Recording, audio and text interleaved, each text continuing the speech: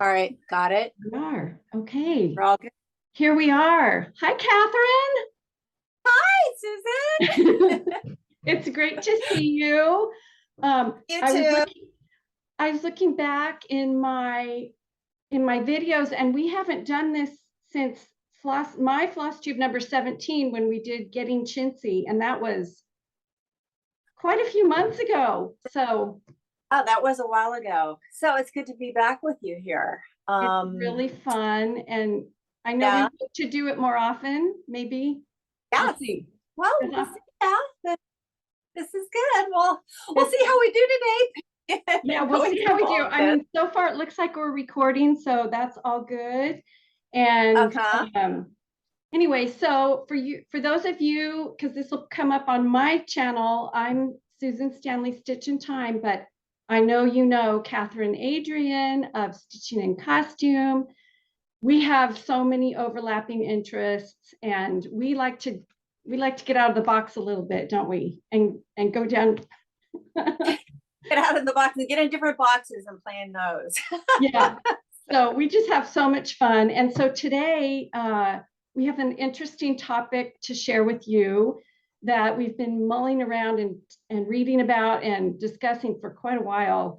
And that is the topic of stripes and how they show up in textiles, fashion, samplers, you name it. So we kind of looked into a little bit of the history of stripes, and I'll let Katherine share with you one of the books that we've gone through.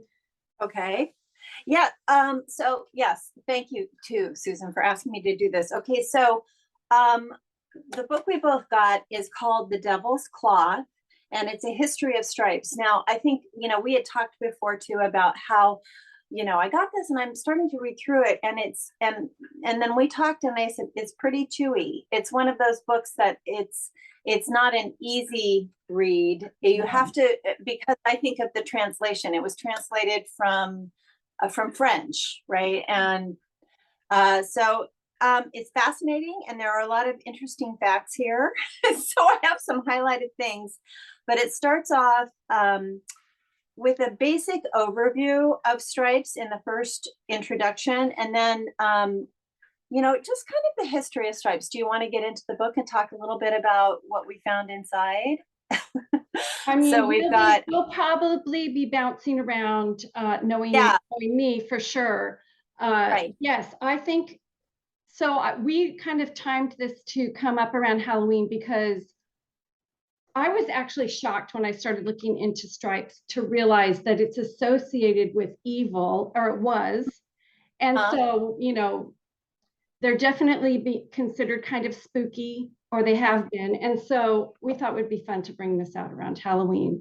So yeah, let's go for it. Let's understand that outfits that we're wearing today, centuries ago might have been considered differently. So go for it. Right.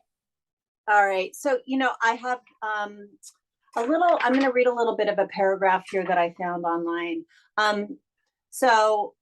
In medieval Europe, stripes marked and represented people who were excluded from society. For example, people with leprosy, prostitutes, hangmen, clowns, and people considered heretics. One of the reasons why stripes became a symbol of these outcasts and reprobates was because of a Bible scripture that says, "You will not wear upon yourself a garment that is made of two." So that, I think, is kind of a good jumping off point, because that we found in this too. There is so much about Bible references in this. And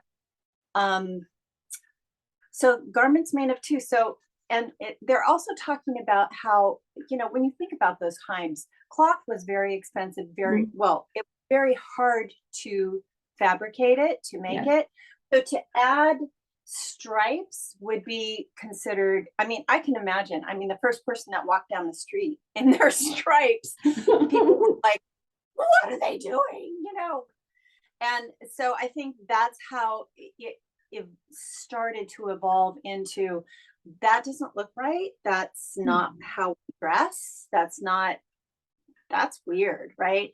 So I think they were considered, strange, unusual characters to begin with. And so that was kind of the jumping off point. And for me, thinking about the history of stripes and how it started with clothing, Yeah. and how they started to really designate stripes for people that were what they considered barred. Do you know what Yes. I mean? And I'll use that word today. If you're barred from something, barred from, Mhm. it's because you're an outcast, you're barred. Mhm. And so that's where that word came from. In here I was reading, and it was talking about being barred because they were in the stripes, I you know. also think and that's exactly right. And I think a lot of the governmental control, there was a thing called sumptuary laws where only certain classes of people were allowed to wear velvets or red or purple. And Right. so it was a way of controlling the population to have something designated for the outcasts or the vulgar or the maybe the immoral. And I Yeah. also read that in medieval times, their eyes, they didn't see things that didn't have a foreground and a background. They didn't like something that didn't have a depth to it. And so Right. that might have also led to this feeling of vulgarity, like this is, and honestly, I mean, if you're a prisoner running around in the forest in black and white stripes, you're going to stand out, Oh, for right? sure. You're going to be caught quickly. So I think there's just so much about that mentality, about what was going on in society that led to this feeling of stripes being vulgar. And Yeah. we love them today. I think they're kind of a fashion statement. They're kind of an essential. I bet no one could go into their closet without finding something that had some kind of a stripe today. Oh, for sure. Yeah. I mean, when you think about the evolution of stripes, and I mean, I have a book that I am longing to share. So this is the collection of the Kyoto Costume Institute. It's called Fashion, and for a costumer, this was kind of Mm, my Bible. Right? It is super thick, and it's got so many beautiful, historically accurate, representations. And so I've highlighted a couple of things. So when we talk about stripes in history, one of the things when it comes to fashion is at some point it shifts, and stripes yes. are, like you said, they become acceptable. And it really wasn't until I think like well into, I mean, the 18th century for sure, they just kind of blew up and took off. And I think it definitely happened before that too. This book kind of starts with 18th century. So going back and you look at, like the 1500s, there are definitely stripes, in Mm-hmm. the period as well. And they are, I'm sure hard to fabricate, but they become more accepted into the upper societies as well. So um, they start to shift at some point. And let's talk a little bit, if you want to, about stripes in nature too, because we see Oh, it, and they talk about it in the book about how things with stripes, you think about tigers, mhm. snakes, uh, let's see, oh, Zebra. skunks, right? The Yeah. zebra, who, people were fascinated and yet thought it was a terrifying creature, Mhm. So there's so many, like warning things in nature having to do with stripes. Um, and then, so it starts to shift. I think, in the 18th century, you have the movement that is the Enlightenment, Yes. if and so people start to embrace nature more. And that's when you see like Marie Antoinette running around in her petite trianon and her flowy dress, free, and they start to really embrace it. And so things like zebras, not so scary anymore. I think, Yeah.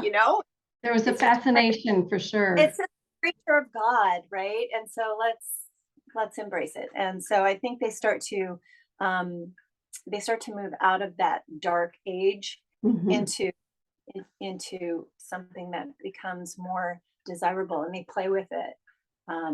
So can I show you a couple of pictures? Oh, absolutely. Absolutely. Well, I wanted to say, this dress. So this is a recreation, talking about, stripes being good, being, evil, whatever.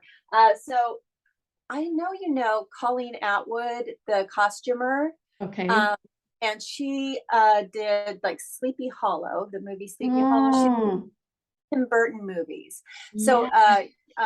if you look at Tim Burton movies, a lot of them, most of them will have a black and white stripe in it somewhere. Yeah. Beetlejuice, the Yes. Beetlejuice suit. Okay, Yes. that too. So Definitely. all of that. So I fell in love with Sleepy Hollow, the movie. It was just with Johnny Depp and is it Christina Ricci, I think.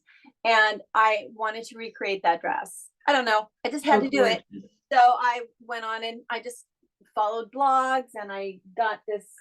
It's actually a little spotted. I need to take care of it a little bit better. My daughter wore it too. Oh, it's It's just amazing. lined with linen and it's just a polyester stripe that I found. Okay. And anyway, so that's what is back here behind me. And I just wanted to touch on that a little bit because it is kind of in that 18th century feel. Now, this is an elaborate modern representation, and it's a costume. It's not like historically accurate or anything, but that my jumping off point to do this was an 18th century silhouette.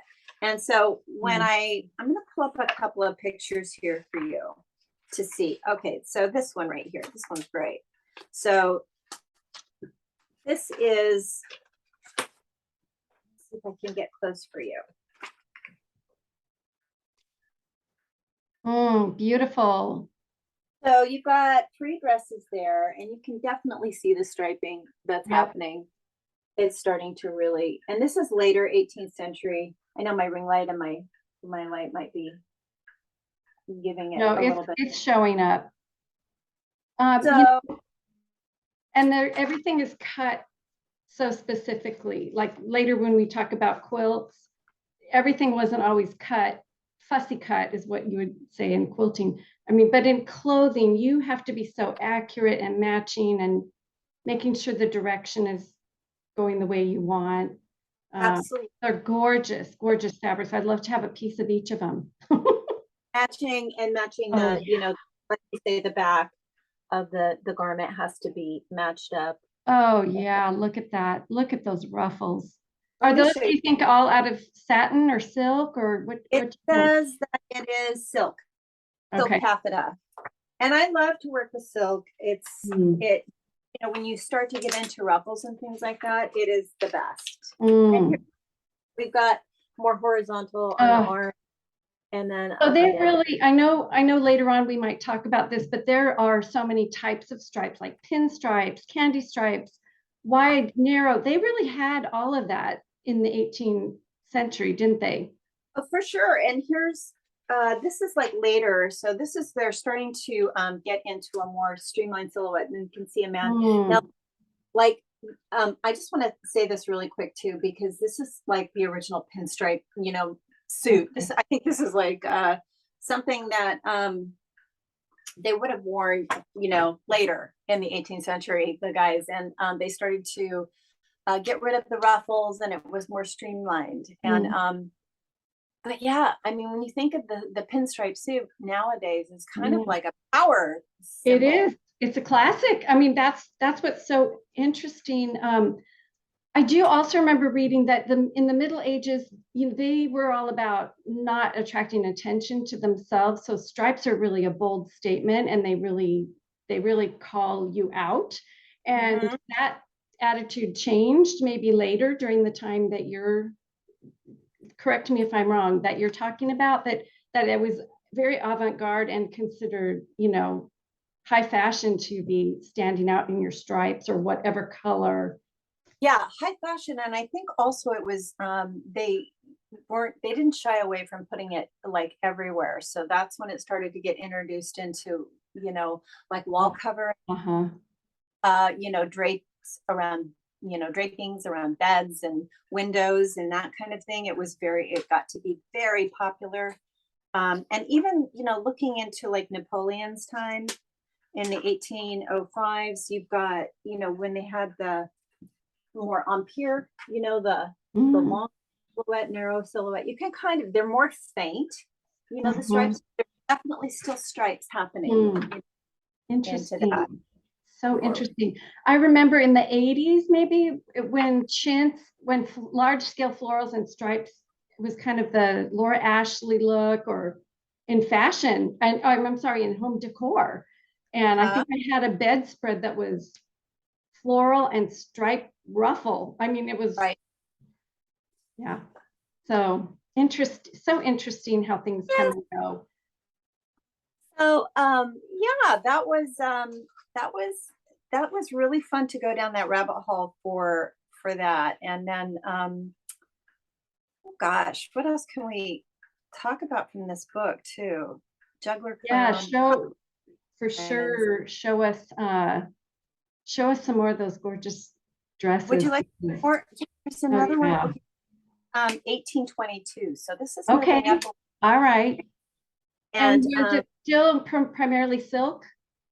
yes. Was it starting to, okay, yeah, wow. Now that's definitely, it's But beautiful. when It's bold. and it's not just, but Susan, these dresses are the ones that were probably better cared for because they were special.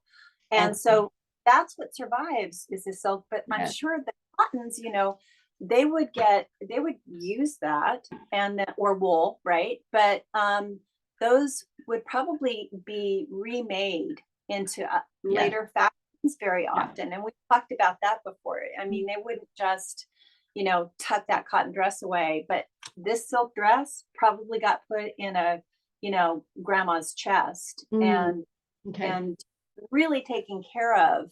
And then that's how they end up in museums. Okay. So a lot of the things that you see in museums are silks and for some wools, and there are some cottons, but those more common everyday dresses and for more, maybe not the higher society, but the lower society, those don't exist Yeah. because they get made into children's clothing. And we talked about that with the Mhm. chins too. They got remade into different things and until they couldn't make them anymore. And And then then the patches end up in quilts, which I they have end some up quilts, examples of. or So yeah. yeah, or they go to the rag person, right? Yes. So that was huge. I was just listening to there's a really great podcast Mm. called Haptic and Oh yeah. Hue. And Awesome. I was listening to one episode and they were talking to somebody about it's just how we are so disposable with our Yes. clothing Yes. day and age. And it really makes me stop and think about what I invite into my life now Yes. because they don't end up where we think they do. No. You donate it sometimes to what you think is a usable garment to Goodwill or, some charity shop, and it doesn't necessarily end up there. It'll end up in a landfill somewhere. Anyway, all that to say, where was my tangent going? The That quality of fabrics, oh, the quality. yeah, and those endured. The quality Yes. fabrics endured because they were saved. How often do you think clothing was laundered? Just as an aside, I wondered if that probably I not. don't think I think the silks and things like that, and even the wools, probably not that much. Like they Yeah. wouldn't be immersed in water. They Mhm. would probably spot cleaned, which is why you had so many layers underneath, I see. right? You had like the linens and stuff close to your body, and then shielding the dress or whatever, the jacket, what for the Mhm. men, and then the jacket would get up, would be spot cleaned, and then the linens that was close to your body that would get laundered, Okay. probably regular, much more regularly, depending on your situation in society and how much you could afford to Mm. rotate clothing like that. But yeah, I don't think the finer, bigger, things got laundered very much. Mhm. Certainly not the way we do it today. Yeah. But oh yeah, you know what I was going with that Yeah. thought about our stuff ending up in landfills and stuff is that there is a resurgence of a company, I think they're in England, and they are going back and doing what they used to do. So they used to like have the rags, and that would get sold to someone else who would sold to someone else and whatnot. And they would remake it into fabric. What did they call it? Like yeah, I know they use a tool, I think it's called a devil's claw, to literally shred the fabric. That's what yes. And they remade it into, they rewove it into another fabric. And I think they're starting to do that again and using it for like upholstery on buses or trains. Excellent. Excellent. So yeah, I mean, it's, I don't know, we got to do something. we live, I mean, we're definitely, when you see these dresses and you realize they might have had 5 dresses in their entire lifetime as adults to this caliber, it's kind of takes you have to take a pause, because we definitely, you wear a dress once and then you think, well, I can't wear it again, and maybe you pass it to a friend, or I mean, we are, like you said, such a disposable society. No, I mean, it's like go into Target and you're like, oh, that's cute. Oh, wait. I mean, put on your hand for a moment, because, a couple of months from now, there's going to be, and I'm not telling anybody to not go shopping. Go shop. I know. Well, we do like the shiny thing, and so did they. And when stripes became, so did you read about how Queen Victoria and the Royal Navy adopting stripes as their uniform really pushed stripes out into the forefront, and then everybody wanted stripes. Right. Right. We're no different, right? We see something new and a new style, and we think, yeah, that looks fun. I'd like wearing that. Queen Victoria, or who is it now? Princess Kate. We see her, and you're like, I want that too. Oh, I could look just like a princess, right? Exactly. And you're right. And it's like, who is in power, or who is, at the top of the food chain? They dictate fashion. That's just the way it is. Still do. And we don't have sumptuary laws, but we still have that desire to have the new thing fit in, whatever that is in human nature, for sure. For sure. I got a kick out of looking at the language of stripes too, because there are phrases that we use that kind of that revolve around stripes. And of course, a really common one is a tiger can't change his stripes, and we've probably grown up hearing that, and it's just kind of a part of our language. The cutest one was actually from SpongeBob, and he said the best time to wear a striped sweater is all the time. And I thought, if anybody is going to give us fashion advice, that would be who we go to. That's great.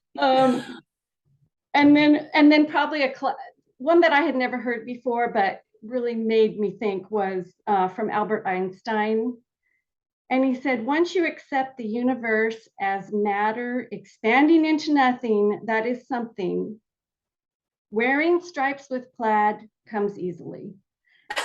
I have a feeling he probably wore stripes and plaids, Okay. I gotta say, a disclaimer, I almost put on a plaid shirt that I know, because I mean, same colorway. So. Yeah, what's okay and what's not okay comes and goes out of fashion. Well, I know. Were you finished showing us gorgeous dress? No, I have so many dresses in here. So do you want me to show a couple more? So let me see if I can progress in history a little bit. Yeah, let's into the 1850s. Okay, so, and I'm going to let you jump into another topic right here too, because one of the things that I thought was interesting that I had not realized before is that plaid, right? Yeah. That is a form of stripe, correct? Yes, and we were going to talk about that, I think. Well, so at some point, we'll have to do another one, because plaid is its own animal, in my opinion, and really deserves a whole episode. There's also the chevron, which was in early band samplers and early fabrics. It's also a form of a stripe. And it's all to do with weaving and the warp and the weft and making the design. Right. I read something that there's like, where did stripes come from? Oh, that's gorgeous. And it was probably just a happenstance of weaving, and maybe a stray thread with a little extra color in it came. And so then you had this, and then maybe another one, you know, came on the warp, and then you had this stripe and plaid thing going on. So you look like accidental, like a happy accident? they don't really know. I mean, as far as I read, nobody really knows because nobody documented it, but they think it was probably accidental because back then there was so much superstition and so much fear based on anything different that they wanted their linen attire or whatever they were wearing to be pure. And so that's the thinking. Now, I don't, you know, I'm not saying that is absolute, but I kind of think that's probably good reasoning. No, that makes sense. But yeah. And then those are just gorgeous, and some of those are really bold. They are. This one is 1883, so now we're going a little bit more. So this is a bustle, late bustle period. Look at that combination. And it's like a tone on tone, right? You know, we've got this a darker stripe, so it's more. It feels like a more subtle look. It's beautiful. Do you think most of these are European, Catherine? Do you well, this one is Charles Frederick Worth, who talked a little bit about my friend's thing on the peacock dress. That was Worth. So this is 1883. Yes. Is that entire book or that entire section his work, or is it just no? It's all mixed up. It's all mixed up. But that was the time when he was like king of the fashion pile. He was number one. Oh, this is really fun. So this is a lobster-tailed bustle, and I've made one of these before. I'll have to show at some point. Oh, yeah. Right? Oh, that's amazing. Isn't that cute? Oh, it's so cute. That's an undergarment. That goes under. That was the under. Oh, yes. Okay, because I don't think I've ever seen that rippling effect on the out. Yeah, that's all, you know, that they used, what did they use? Baleen, you know? Yeah, okay. Well, I use cane, you know, when I do these. Or zip ties. Oh, yeah, that's amazing. I have to adjust my camera here. Hang on 1 second. Okay. I got this new contraption. There we go. That's better. And you're good. I'm able to set my iPad up in a way that helps a little bit. So, but it's kind of great. Good. So yeah, the understructures getting pretty wild there for that. And then I'm gonna jump. So I go from there. I mean, I just didn't really see a ton of stripes, and I mean they're more, you know, they feel like they're more subtle as you go through like the turn of the century, the 1900s, 19 teens, and then you know they're there. It's just in this book, it's more flowy, diaphanous, silky kind of things. And they don't have a lot of examples in this book. But where I did see it start to jump up was, you know, Chanel. When did she take off? It was like in the 20s. Yes, that's what I was reading. She introduced the boat neck, you know, going this way. And she got her inspiration from sailors, you know, people that were, you know, on the ships and yachts around where she was in France. And so what do I have from Chanel? Oh, here we go. So this is a subtle one. I don't think I have the, oh yeah. Well, let me show you this because you were talking about different arrays. So this is 1920. It's a day dress. Isn't that amazing?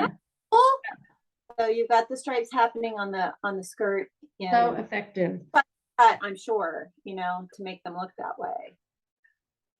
But love it. They're just beautiful. They're beautiful. They're just beautiful. I did write down from my reading that stripes were really the rage from 1790 to 1840. And I got that out of this book. Oh, yeah. Now, Barbara Brackman is a quilt historian, and this does not really talk about fashion very much, but she definitely touches on it. She has a whole chapter on stripes in here and how it relates to quilts and textiles, but we'll get into that in a minute. But I got that out of there, and I thought that's interesting because it seems like your dresses maybe jumped. Was there a time period where stripes were kind of quiet? It feels like that, Yeah. so like century and really until like the 20s, it felt like they were kind of more on the quiet scale. But no, that's, that was this book, and that's kind of high fashion. So maybe day dress was a different story completely, but I know, I mean, when I look at, I'm thinking Edwardian. So you've got like those walking skirts, the wasp waist. Do you know what I'm talking about? I don't know. Yeah. Okay. I know, frame puppy. Yes. And the shirts that, the blouses that kind of bouffant out, kind of in waist and very, and then tuck in. Yeah. And so for me, it felt like, I mean, all the things, because I'm kind of looking at that period a little bit right now because of the docent work I'm doing with a house that's up here in that period, that time neat.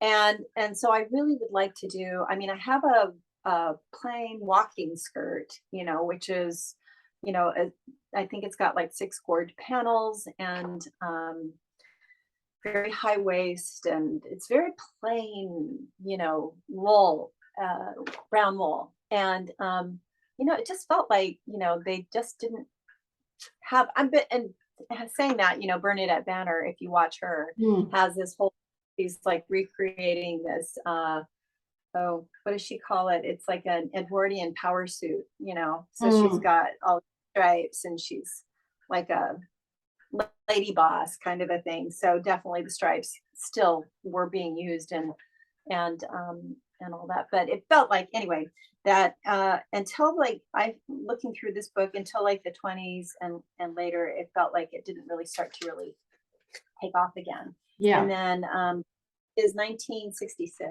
So I'm just gonna, this is Yves Saint Laurent, and that's a very pretty, getting into the sparkles now. So, and it's like, and then you go a little bit further. I'm gonna throw this one at you. This is 1996, and this is Jean Paul Gaultier. This is like wild. So talk about now. Wow. Walking down the street, that would be terrifying, right? Yeah, what a use of placement of and drama. I mean, that is definitely dramatic, no doubt. Interesting. And that's the printed design on there, but it's just like, if somebody from the Middle Ages saw somebody walking down the street, oh my gosh, they'd be terrified. Yeah. They'd be terrified. It almost looks like a tree, tree bark. Fire going, they would be like, witch. So anyway, that's kind of all I have in this one. That's awesome. So I pulled a few, before we dive into fabric, I thought it'd be fun. I just pulled a few charts that have people in stripes. And I don't have this stitched. Someday I want to. This is the Alexanders, 1829. So that fits into that time period. And this is a Scottish sampler, but look at that. I mean, so they were not afraid of stripes in Scotland in 1829. That is beautiful. If you want to see this, oh, go ahead. I was just wondering if it's like, if they had based it on an actual garment, or it was just like that. And it's funny because you were talking about how a lot of this was based on that verse in the Bible. But and there's also Joseph and the coat of many colors, which is also an Old Testament story. And I could be wrong, but a lot of people have interpreted that garment to be something of a rainbow of stripes, almost like this. Yes. And so, and maybe, you know, that was somebody's interpretation of stripes and that verse, but I don't know that everyone felt that way. But clearly whoever stitched this was not afraid of, of stripes. No, absolutely. No, absolutely. Oh, that is so gorgeous. Isn't that And gorgeous? Now, if you want to see this in real life, a real stitched version of this, you need to go to Paisley Stitcher. Grace Paisley Stitcher. She's on Instagram and she has a floss tube and she has stitched this. And I got to see it at summer school. It is absolutely gorgeous. It's just bold and beautiful. And of course, who doesn't love those curly Q letters? But oh no, I love all of it. I mean, Scottish samplers, I have such a soft spot in my heart for them. They I are know. just so, there's something so like, they go out there. And you know, there's such color. I love it, love it. There's so And then much the color. Yeah. I mean, and you know, if England was telling them, okay, I'm going to go out on a limb here. If England was telling them they couldn't wear stripes, they were going to wear stripes and they were going to put it in their sampler. They weren't going to be told what to do. My dad was a Scot and nobody, yeah. So anyway. Yep, yep. I could be wrong. I'm just based on him. Okay, now this is another one. Yeah, and that's Hands Across the Sea, and you can still get that chart if you want. And I, you know, someday. Someday. I know, right? I know. Do we get to, we love playing in this world, but sometimes it's just good to quiet your mind and stitch. So this one is by the Scarlet Letter. It's called Sarah Wilson. It's 1837 and it's an English sampler. And these are, so these would not be the upper crust people featured on here. These are actually women selling brooms on this chart. Now let's see if you can. Oh yeah, yeah, yeah. Get it in close. Mm-hmm. And you see that? Let me take it out of this. It's a shiny picture, so it might not. Can you see it? Yeah. Oh, they're both in stripes. They're both in stripes. They are definitely not high. You know, they're more like peasant. Lower, you know, not as wealthy, not as influential. Featured on the sampler. Very interesting. What time period is that again? That is 1837. So that's within that time period that stripes were kind of all the rage. So, you know, it wasn't, I'm going to venture to say it wasn't just the aristocracy and the higher classes wearing stripes. Everybody was probably wearing stripes. I'm sure shop girls and household help wanted to wear stripes too. Yes. There's another. Yeah, it's interesting. And she does talk about it here. I love her charts. They give you a lot of information and history. And she does say, you know, these women in stripes selling brooms are very curious. And sorry, Susan, can you tell me again where that was from? Is that English? This is Scarlet Letter. Right, but is it an English sampler? Yes, it's an English sampler. That is so beautiful. It really is beautiful. I've seen this stitched in a YouTube video by Stitching in the Barn, where she interviewed a woman, I think she was a neighbor who's done lots of samplers, and she had done this, and she did it on kind of a darker ground.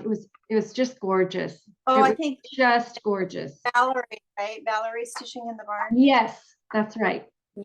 Haven't seen her do a video for a while, but it was amazing. I remember that one. That one I went over and she was so inspiring. Yeah. It was her friend Kay, I think. Yes, so focused. I mean, just let me, while you had that, I forgot to show this one, and I love this one. So this is 80, and it reminds me of that sampler. Yeah, look at that. I mean, so look at those red. They're gorgeous. They're absolutely gorgeous. I think it's linen. It looks like it. I think it is linen, the texture of it. I'm going to look at, because usually it'll tell you. But it just, that picture reminded me of this picture. What is it? 1780 French red and striped Well, maybe it is silk. Anyway, yeah, I think it's silk. Silk. How do we pronounce it? Fail, Fal, Fally. How do you pronounce fal? Falu, is Silk it fal? Falu? Falu? Yeah, spelled Faille. It You know, has I'm not going to texture say I'm to an it. expert on that either, It's so for sure. it's like dull, but it's not shiny silk, but it has a texture to it, and It's it's beautiful. more I mean, woven. just the effect of pulling a stripe up or ruffling a stripe is so, it's so gorgeous, so dramatic, It so is. beautiful. So I've, do you want to move into house stripe? Go ahead and yeah, I have finish what one you were more. Now, this Or- book, I love this book. This is Connecticut Needlework. Oh, I haven't seen It this is one. by Susan Schwollwer. It's the Connecticut Historical Society, if you see there up at the top. Uh-huh. And it encompasses fashion, surface embroidery, crewel work, samplers. I mean, it just encompasses everything. It's just, and it's a beautiful book. This is like a crewel work. Oh gosh. And there's someone in, a striped outfit. And move it over a little bit so it's in front of your face, so it focuses on the Is book. that, There is we that go. a little better? Yeah, that's better. So that's that's from the beautiful. 1700s. And this book encompasses needlework from 1740 to 1840. So we're in that era that where stripes were common. Are we showing up here as well, or is it out of focus? Right. Yeah, that's good. I can see her sitting with her striped dress. So anyway, I thought that was really interesting. And the woman, the teacher that is attributed to this is a woman named Elizabeth Murray. And if we talk about plaid, I want to talk about her too. But anyway, they used silk and metallic thread on that. It's and was it, do you think it's like a painted background or is it all? It looks like it's all stitched on silk. So it's silk and metallic thread stitched on a silk weave, blue silk. Does say there is some paint and ink. Okay. So I can't really see that. Because it feels like what they used to do is maybe they had an itinerant artist come by that sold those already painted, and the lady or the young woman or the girl would do the embroidery over the top of the painting that was, laid out, and he probably sketched the figures that they were to embroider. I have a feeling that, but maybe whoever's watching comment, in the drop. Yes, definitely. I mean, we would love any discussion, and I didn't make the disclaimer at the beginning. We're not experts. We're not, this is stuff we love to read about and chat about, right, Katherine? I mean, that's it. We don't know. Like I said, the fashion book, that's my Bible. I'm not, I'm not a fashion, I'm a nerd that likes to geek out on historical fashion. Okay, I love that. I love that verbiage, and that I'm going to claim that too. Okay. No, nobody at a dinner party wants to talk about this kind of stuff, so I have to find friends up somewhere. I know the feeling. So crazy. It gets lonely. Yeah. So I mentioned this book. If you're interested in the more cotton fabrics, and these are more 1830, 1850 era, but Barbara does such a great job. She does extensive research, but she also included swatches of fabrics from that time period. So you can see not only were stripes solid stripes, but they also started adding elements and figures onto the stripe. And she calls these stripes neat stripes because they're straight, they're not a chevron, and they're not a plaid. So that's the terminology And I actually, the fun thing is this one has been reproduced and it's got some stripes and then some kind of Americana symbol That activity. is so pretty. It's so So pretty. this is like pre-Civil War, right? Yes. The pre-Civil. Yes, It was these are 18 well, it actually goes through Civil War because this is 1770 to 1890. Okay, yeah. And, you know, the Civil War and fabric is a whole nother topic. But basically, during the time that the war was going on, there was no production of fabric going on in America. I mean, it stopped. There was no, everything went to the war effort. There was, so people will say this is a Civil War quilt. Well, it might have been made during the Civil War, but the fabric was not. It was either pre-existing or post. So that just lifted my brain off. That is so cool. I mean, because I watch a lot of people that talk about quilting as well. And so the Civil War reproduction, you know, fabrics that are coming out, Joe Morton, right? People that have been doing that for a long time.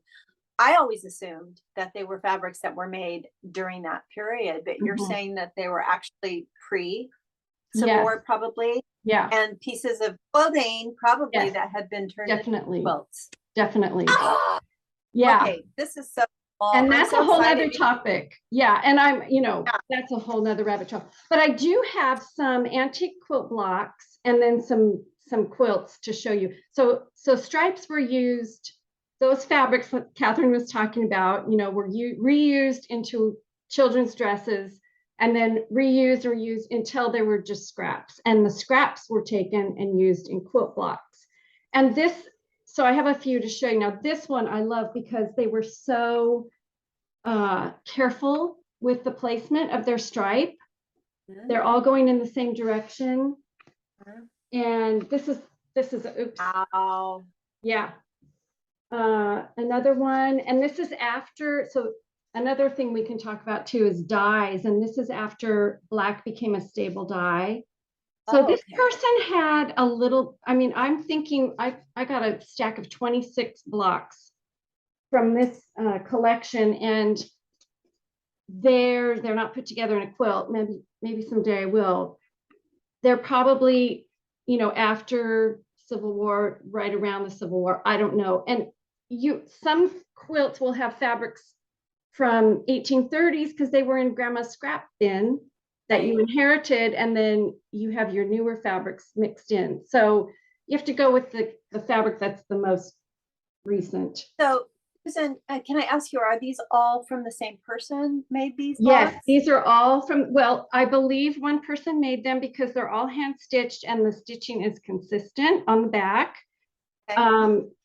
It could have been a mother-daughter or a grandma, you know, you don't know because nothing's written down, but they're in pretty good condition. They're pretty dirty, but the fabrics are fabulous. So I had to get them. Now, this one I thought was so interesting. This is part of that same collection because you've got, you know, small stripes and large stripes, and they're going in different directions. This is definitely something that was clothing. I think most of them were.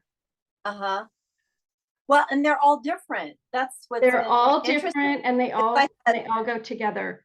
This one has like a sheen. Oh, cool. Do you think it's cotton though? I think it's a cotton. It was a cotton with the sheen, and it's definitely a cotton. And I know, I mean, can't you just see that as a dress? And I'm sure this was a shirt. I mean, they're just beautiful. Absolutely. Yes.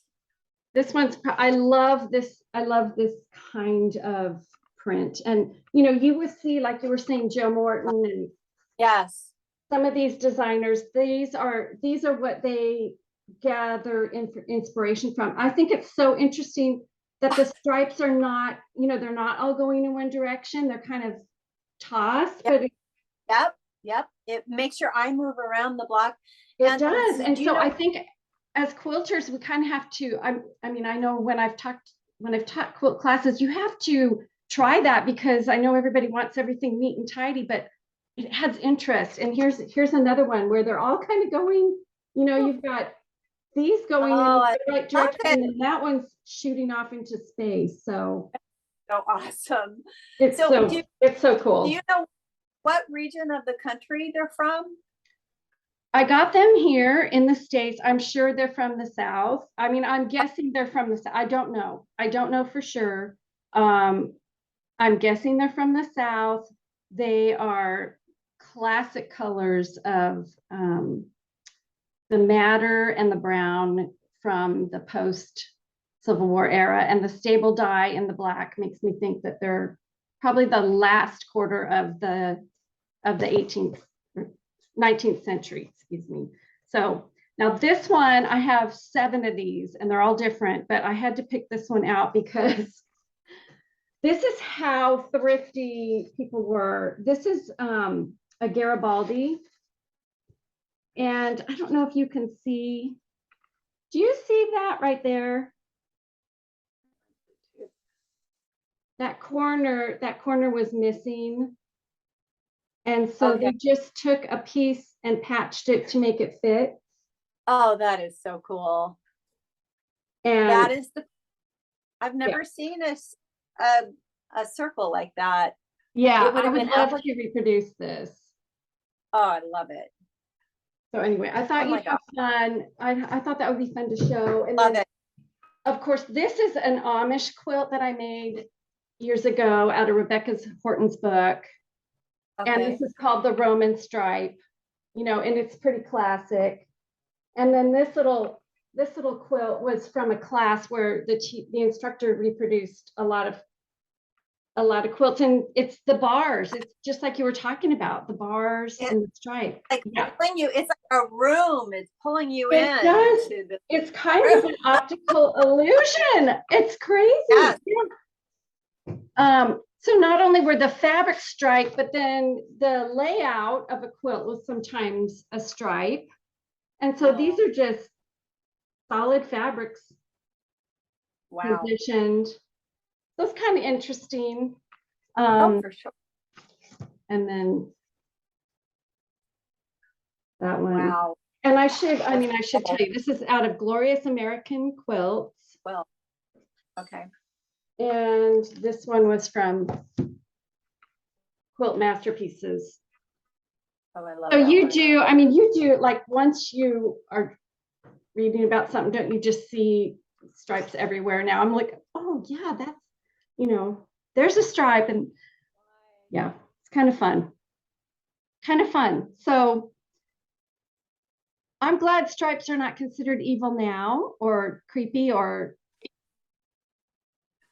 you having trouble technical. Okay. Oh, I just disconnected from Bluetooth. I'm good now. It keeps, Okay. I had it set up this morning to play music on my Bluetooth downstairs, and it keeps wanting to go back down there. So my son's down there having coffee, and he's like, "Who's talking?" Oh, that's so funny. He's probably going, what's this whole thing about stripes going on? I'm sorry. It's all good now. Yeah, see? Yeah. The devil is in stripes. So yeah, we've moved away from these negative implications, but like you were saying, Tim Burton wants to show something kind of maybe creepy, and he chooses a stripe for the costuming. It's still, it's kind of in the little unspoken knowledge, maybe, because we see prisoners in stripes from 100 or 200 years ago. I don't know. Well, and also the concentration camps, right? Yes. Well, so I mean, it did move into, and then you get into, like, I have to say, on a personal note, I have a little, story. So I worked at Disney. Okay. I'm gonna show you a picture really quick. Oh, so I did a show there. I did a show called Showbiz Is in the 80s, and all of the girls, I think there were 6 girls, 6 guys, and we were all in different base layers of stripe on top. So everybody had a different color stripe, and I had an orange stripe when I first started, and then eventually moved into a red stripe. So that's, wow. Look, that's me. So that was the base layer, and then it had like a bazillion costumes in it, and we would change, in between. We run off stage, and somebody would throw a costume on you, and you'd go back on. But that stripe was my base throughout the whole thing. So for me, Disney and stripes very playful, right? Yes. And I don't know why I got it in my head that every time I walked around the park, when I would have time off, I Uh-huh. saw so many people in stripes. And I'm like, what is with Disney and stripes? And so one day I would go and I would sit at the front gate and I would just watch people walk in and how many people would show up in stripes, like playful, Interesting. red and Yeah. I mean so many that's what I got from stripes is it was such a really playful, fun. That's if you're gonna have fun, put your stripes on. you know. I love So that. I love that. Put your that's stripes on. my personal take on it.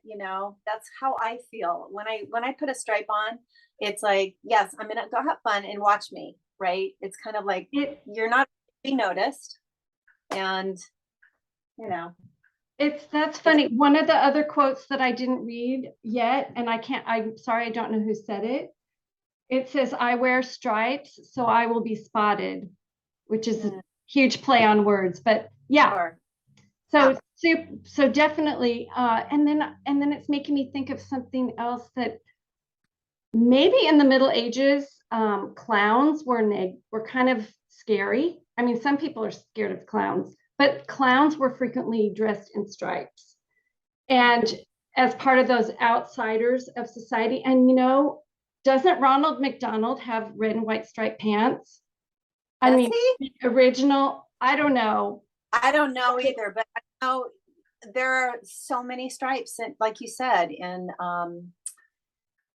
the comedy world, right? It's true. That's so interesting. So they are playful. I think, and then of course there's the candy cane, which is, a stripe. So yeah. Right. Oh, and also in the candy cane stripe, I have a picture. So that was in one of the things I found, and the Yeah, candy stripers in the hospital. that's So right. it brings a levity and a lightness. Mm, I I don't love know. that.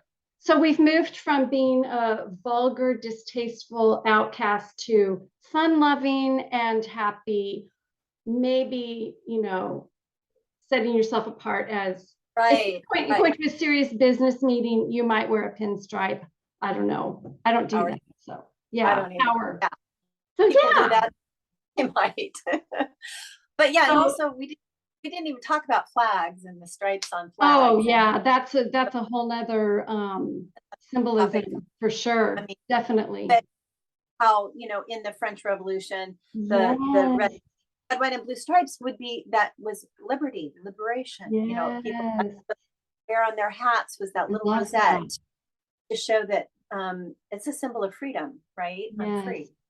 So yeah, it definitely doesn't have the devil in it anymore. But No. So who would know? I really, before I started diving into this, had no idea about the background and that there was a negative connotation. And so yeah, interesting.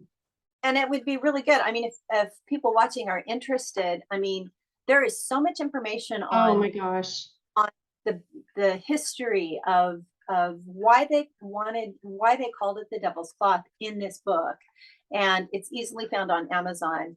You might be able to link it on your thing, but it's Okay, yes, I will do that. It is like you said, it's a if heavy, you get a if you get challenging it, read. yeah, you'll realize how difficult it is for us to pull it all out and tease it all out. It would take a long time just to go into just the history of why it was so demonic at the time. It was it's like one thing leads to another thing leads to another thing. There's like all these little levels and jumps they make in assumptions based on the stripes and Mm. get the Renaissance time and Joseph and how they portrayed Joseph, you know, Jesus's father in stripes and Mm. what that all meant. Interesting. And Yeah. yeah, it's interesting. So Lots of symbolism. So this a year, lot. if anybody's out there dressing up for Halloween, I'd say consider some stripes because Absolutely right. Stripes are good. or if you're just, Want to have fun. Yes, have some fun, play with stripes. Anyway, unless there's anything else you wanted to chat about, Catherine, I just thank you for joining me. I know it's extra work on your part. I'm so thrilled somebody in this world likes to talk about all this stuff. And, I'm like I said, I'm so honored that you asked me to do this. This is just a ton of fun. And even if we just talk, and we just did this and yacked for yeah, ourselves. absolutely. Yes, absolutely. So for those of you who watched, right? Thank you so much for joining us. And if you have any questions for me or for Catherine, I will link her information below. If you're not watching her channel and if you're not following it, definitely go and run over and do that, Stitching in Costume. This is definitely a special edition. We will definitely both have our own YouTube videos that focus more on cross stitch and all that. But we just think once in a while we're going to pop up with these, right? And just absolutely. We never know when, right? That's kind you of never know when. I think we talked about doing it before summer, and then summer happened and it got away. So I think this is perfect timing. Oh yeah, absolutely. Yeah. Perfect timing. So we'll be back, and definitely, check out Catherine and future videos. You'll just have to, I guess, wait and see when they come up, because I don't know that we can come up with a plan. But if anybody has any ideas for topics they would like to explore, yeah, I did get some comments. Somebody said toile, which would be, I love toile. I love that. Yeah. I think the red and white stitching, sampler stitching just screams, I don't know why it looks delicate, and that's kind of what toile is to me. It's just delicate and classic. So sure. Yeah. Any other ideas? We're open, because we like learning, and we obviously like chatting. We like all of it. And we like stitching. So yeah, we do like stitching, and this definitely, it takes away from stitching, but it's worth it. It enhances stitching, doesn't it? Don't you want to stitch? I want to stitch these like right now, because I know. I know. That's the thing. I mean, it's there's so many good stuff out. Yeah, there's so many samplers I want to stitch right now. And acquire and all of that. So what are you working on right now? I'm still plugging away on Dutch Beauty. Yeah. Oh yeah. Yeah. And I try, because everything I have is such long-term, I think I'm going to do like a little seasonal small and forget it. I started something in honor of the Queen, and that's, yeah. So, it's just, yeah, I know. I like the big epic samplers too, the big ones. And you finished a big epic sampler recently, so yeah, that was pretty exciting. The Anne Uffendale. Yeah, but now I need to pick something up, in its place. But I'm taking my time with that, because I have other samplers I'm trying to finish as well. That's good. I want to get some more finishes, right? Finishes are good. And I want to finish Mary Snow by the end of the year. That's going to be my focus.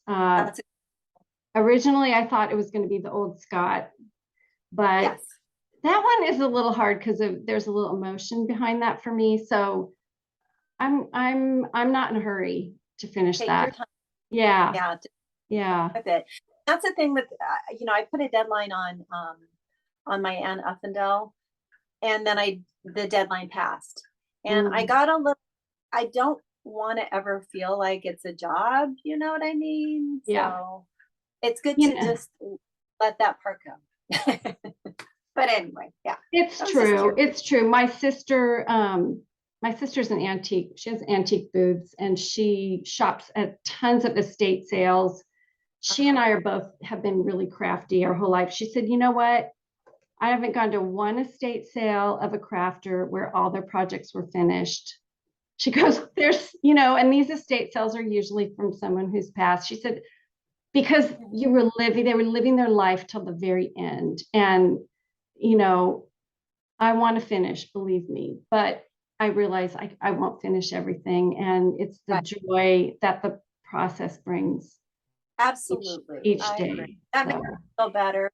That makes me Yeah. feel better. Well, because I worry sometimes I have so much stuff that's like in process and I'm like, I hope I don't leave a bunch of, but whatever. It's whatever. you know what? Somebody will get lots of joy out of it, and hopefully go to the right person who is willing to finish it or treasure it. But yeah, so okay, well, until next time, let's get some stitching done, Catherine. Okay. I'm ready. All right. Thank you. All right. Talk to you soon.